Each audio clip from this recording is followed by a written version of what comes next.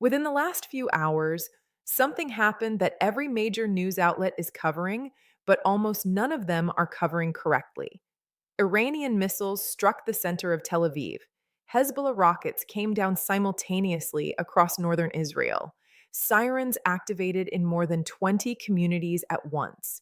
Buildings were destroyed. People were wounded. And a region that has been teetering on the edge of full scale collapse for weeks now took another enormous step toward the abyss. But here is what we want to make absolutely clear from the very beginning. What happened today did not start today. What we are witnessing right now is not a sudden escalation that came out of nowhere. It is the predictable, documented, step by step consequence of decisions that were made weeks and months ago. Decisions that the mainstream media either minimized at the time or buried entirely.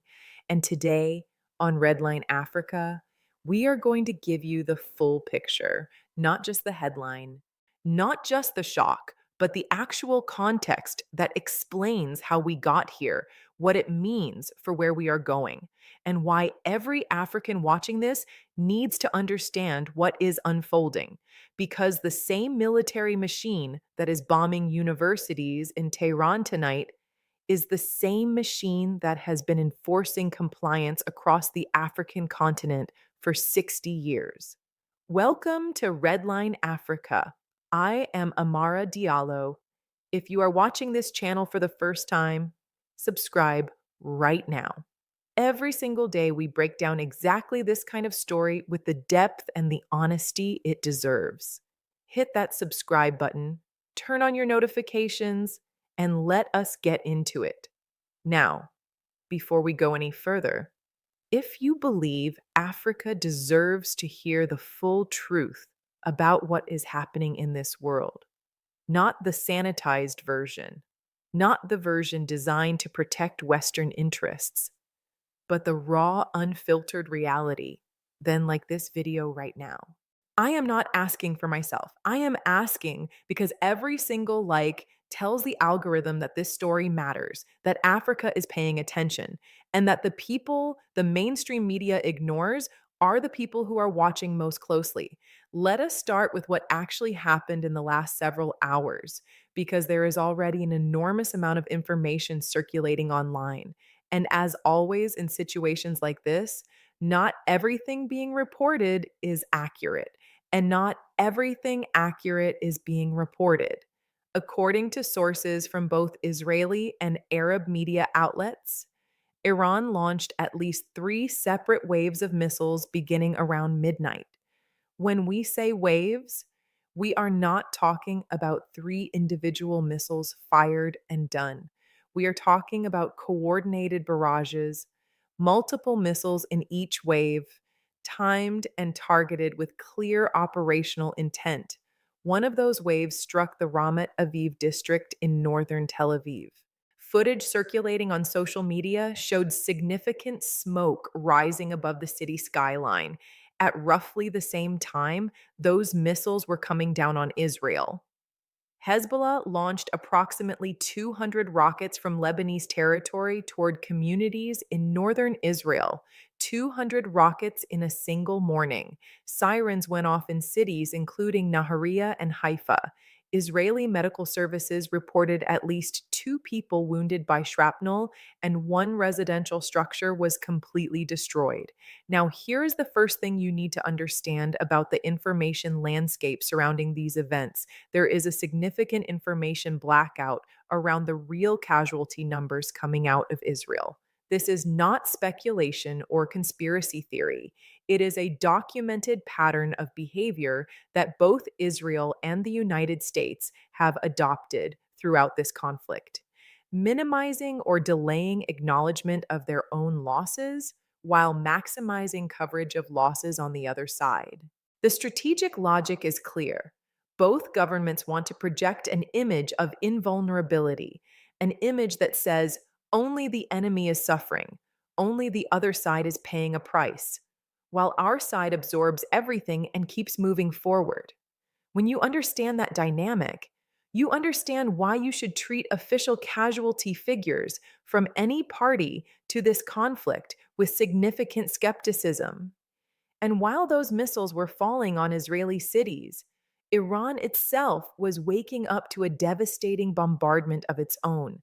Reports from Israeli media confirm that overnight strikes hit the western portions of the Iranian capital and extended to cities including Shiraz, Isfahan, and Qazvin. Mehrabad Airport, located within Tehran itself, was heavily targeted during the night. These are not fringe reports from unreliable sources. These are confirmed by multiple independent outlets. Iran was being bombed at the same moment it was launching its own missiles. This is not a one sided story. This is a full spectrum mutual military engagement, and it is happening right now. Stay with us because this is where the analysis gets critically important. And it is the part that almost nobody in mainstream media is willing to say clearly. The targets that Israel and the United States struck inside Iran during this latest campaign were not, in any meaningful sense, purely military objectives. In the 24 hours leading up to this morning's escalation, confirmed reports documented strikes against petrochemical facilities, which, while they can have dual use implications, are not frontline military installations. But far more disturbing are the confirmed reports of strikes against at least 30 Iranian universities. 30 universities.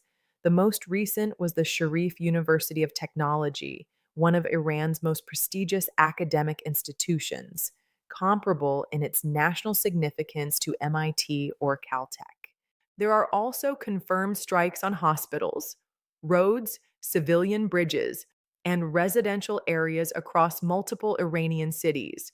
We need to be direct about what this is. Under international humanitarian law, deliberately targeting civilian infrastructure, educational institutions, hospitals, and residential areas constitutes a war crime. That is not an opinion. That is the definition written into the Geneva Conventions and upheld by every international legal body that exists. When you bomb a university with students inside it, you cannot claim it was a military target. When you destroy a hospital, you cannot justify it as collateral damage. When you demolish civilian bridges and roads that serve the general population, you are not conducting a military operation. You are conducting a campaign of terror against a civilian population. That is the accurate legal and moral description of what has been documented in the last 24 hours. And now, I want every African watching this to pause and consider something because this is not just a Middle Eastern story. This is an African story. And here is why. The same governments that are bombing universities in Iran tonight are the same governments that lecture Ibrahim Traoré about human rights. The same military alliance that is destroying hospitals in Isfahan is the same alliance that imposed a travel ban on Burkina Faso, Mali, and Niger. The same president who issued an ultimatum threatening the total destruction of Iranian civilian infrastructure is the same president whose administration accused Traoré of misusing gold reserves. While American corporations have been extracting African resources for decades without a word of criticism, 30 universities bombed, and the Western media calls it a security operation. Traoré nationalizes a gold mine, and the Western media calls it authoritarianism. If you see the hypocrisy, like this video, if you understand why this matters for Africa, share it because the algorithm buries what power does not want seen, and every click is a vote against that silence. Now, let us talk about the political context, because there is a direct line connecting the events of recent weeks to what exploded this morning. Donald Trump issued an ultimatum to Iran using language that was extraordinary, even by the standards of presidential statements in this conflict. The substance of that ultimatum was stark: open the Strait of Hormuz, or face what was described as the total destruction of your civilian infrastructure. We want to be precise here because this matters legally and morally. Threatening to destroy civilian infrastructure as a coercive tool is itself a violation of international law. It is a war crime to threaten it, regardless of whether the threat is carried out. The ultimatum had a deadline. That deadline expired today. And what we are seeing this morning, the strikes on universities, on petrochemical plants, on roads and bridges, on the communities of ordinary Iranian citizens who have no say in their government's foreign policy, is the partial but already devastating materialization of that threat. Now, let us talk about the coordinated nature of what Iran and Hezbollah launched this morning, because this is a strategic development that significantly changes the picture. The Islamic Revolutionary Guard Corps officially described this morning's offensive as a joint integrated operation. Those three words are extraordinarily significant. This is not two separate groups, Iran and Hezbollah, independently deciding to fire rockets on the same morning. This is a coordinated, jointly planned, simultaneously executed military operation involving two distinct armed forces operating under unified command. Iran launched its ballistic missiles from Iranian territory. Hezbollah launched its rockets from Lebanese territory. Both actions happened at the same time against overlapping target sets, designed to saturate Israeli air defenses across multiple vectors.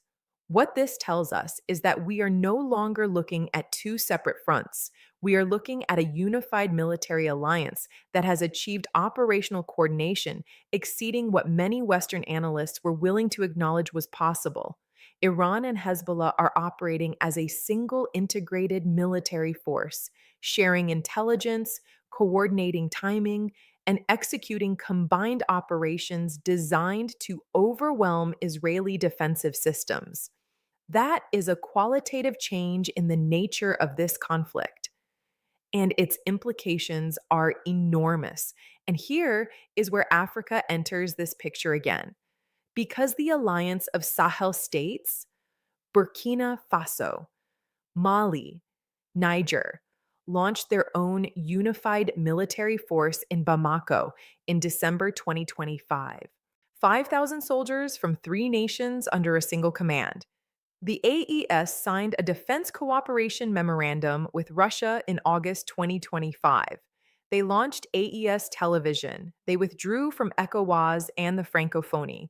And just this week, Captain Ibrahim Traoré told state television that Western style democracy is not for Burkina Faso, that democracy, as the West defines it, kills. What Iran and Hezbollah demonstrated this morning with their joint integrated operation is exactly the model that the AES is building: unified command, shared intelligence, coordinated action across borders, and the willingness to say no to the powers that have been dictating terms for decades. Traoré has survived 5 coup attempts in 3 years. 5. And he is still standing. He launched a $64 billion 5 year development plan in March. Burkina Faso's national army has regained control of nearly 75% of its territory. He told the world, imperialism is the mentality of a person who wants to dominate, enslave, and oppress others, and then he acted on it. Now, let us address something that the propaganda machine on the Western side has been pushing aggressively in recent days, and that deserves a clear, honest response. There is a narrative circulating, amplified by various media outlets sympathetic to the American and Israeli position, that Iran is running out of missiles. The evidence cited for this claim is the observable fact that Iran has launched fewer missiles in this most recent wave than in previous attacks. The interpretation being offered is that Iran's arsenal is depleted, that the military pressure is working, that Iran is weakening. That interpretation is, to put it plainly, wrong. And the reason it is wrong is that it misunderstands the strategic logic driving Iran's current approach. Iran is not launching fewer missiles because it does not have more missiles. Iran is launching fewer missiles because it no longer needs to launch as many to achieve the same result. Here is why. Earlier in this conflict, in order to get a meaningful number of missiles past Israel's air defense systems and actually strike targets, Iran needed to launch much larger salvos. The calculation was simple. If Israeli air defenses can intercept 80% of incoming missiles, then to land 4 missiles on target, you need to fire 20. But Israel's air defense systems have been significantly degraded. The Iron Dome, the David Sling system, the Arrow batteries, all of these systems have been firing interceptors at an extraordinary rate for weeks. And those interceptors are not infinite, they are expensive. They take time to manufacture and replace, and they exist in finite quantities. As those systems have been depleted, Iran's missile penetration rate has improved dramatically. Now, to put 4 missiles on target, Iran may only need to launch 6 or 8. The effect is the same. The cost to Iran is lower, and the cost to Israel and the United States in terms of expensive interceptor missiles consumed continues to mount. This is the asymmetric exhaustion trap. Iran has deliberately structured its campaign around a fundamental economic asymmetry. It costs far more to intercept a threat than to launch one. A Shahed drone costs a few $1,000s. The interceptor missile used to destroy it costs anywhere from $50,000 to over $1 million, depending on which system fires it. Iran does not need to overwhelm American and Israeli defenses with raw numbers. It needs only to sustain a rate of fire that keeps those defense systems continuously consuming their most expensive and hardest to replace components, while Iran's own costs remain manageable. Every interceptor that Israel fires to destroy an Iranian drone is a dollar amount that Israel and the United States have to spend. Manufacture and replace. Iran is not trying to win this conflict in a single overwhelming strike.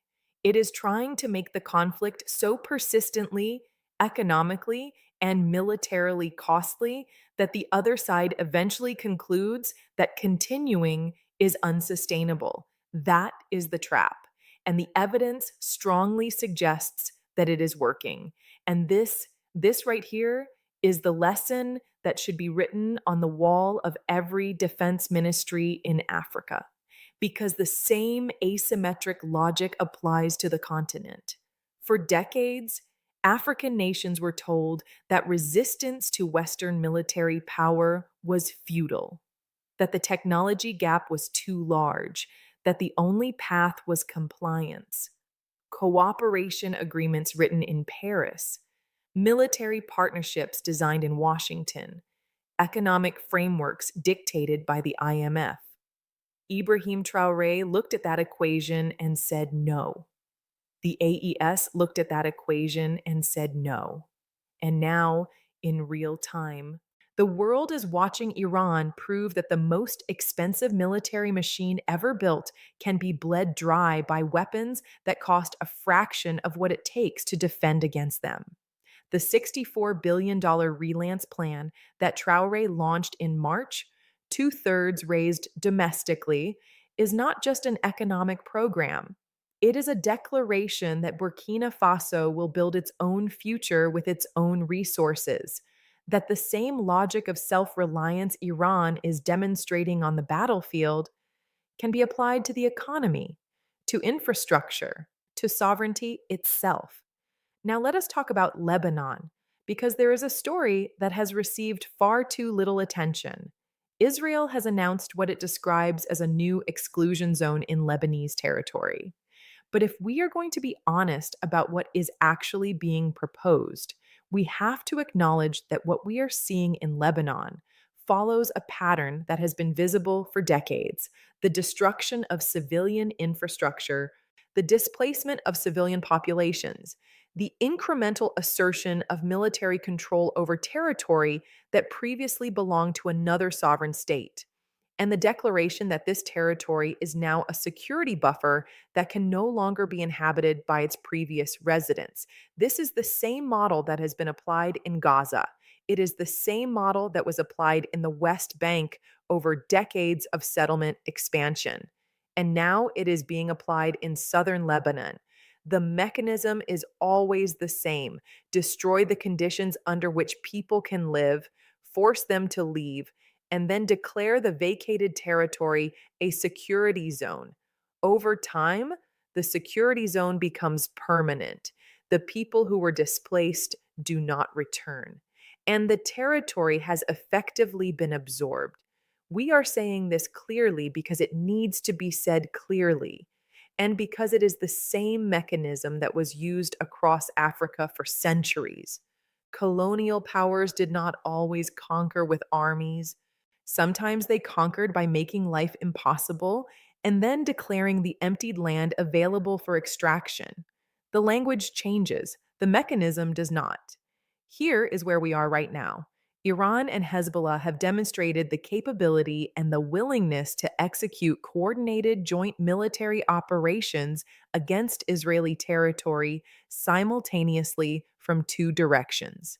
Israel's air defense systems are under documented and measurable strain, with interception rates declining as interceptor stockpiles are consumed faster than they can be replenished. The United States is facing an asymmetric cost curve in which every dollar Iran spends on offensive systems requires multiple dollars of American and Israeli defensive spending to counter. Civilian populations on all sides of this conflict, in Israel, in Lebanon, and in Iran, are bearing the consequences of decisions made by governments that have chosen military escalation over negotiated resolution. And the region as a whole is closer to a generalized conflagration than it has been at any point in recent memory. What is missing from this picture is not military power. What is missing is diplomacy. What is missing is mediation. Instead, ultimatums are being issued. Civilian infrastructure is being bombed. And each side is convincing itself that one more escalatory step will produce the breakthrough that all the previous ones failed to achieve. History offers very few examples of conflicts like this one that ended well through military escalation alone. And yet, escalation is all that is on offer. And in Ouagadougou, a man who was told he was making a fatal mistake by defying the West is watching all of this unfold. Captain Ibrahim Traoré is not surprised by what he sees because he understood before most of the world was willing to admit it that the system built to maintain Western dominance was built on assumptions that no longer hold, that the technology gap could be closed, that the cost asymmetry could be reversed, that unified resistance across borders, whether in the Sahel or in the Middle East, could change the equation permanently. He said it clearly. Imperialism is the mentality of a person who wants to dominate, enslave, and oppress others. And then he did what most leaders only talk about. He acted. He expelled foreign troops. He nationalized resources. He built alliances. He survived 5 attempts to remove him, and he launched the largest economic program the Sahel has ever seen. The missiles are still falling, the rockets are still being launched. The decisions that will determine where this goes next are being made right now, and you deserve to understand exactly what those decisions are and what they mean, not just for the Middle East, but for Africa, for every nation that has been told to stay quiet and follow orders. If this analysis opened your eyes, if it gave you context you are not getting elsewhere, then do 3 things right now: like this video, subscribe to this channel, and share it with everyone who deserves the full picture. The mainstream media will move on from this story by tomorrow morning. We will not. We will be here with whatever comes next. I am Amara Diallo. I will see you in the next one.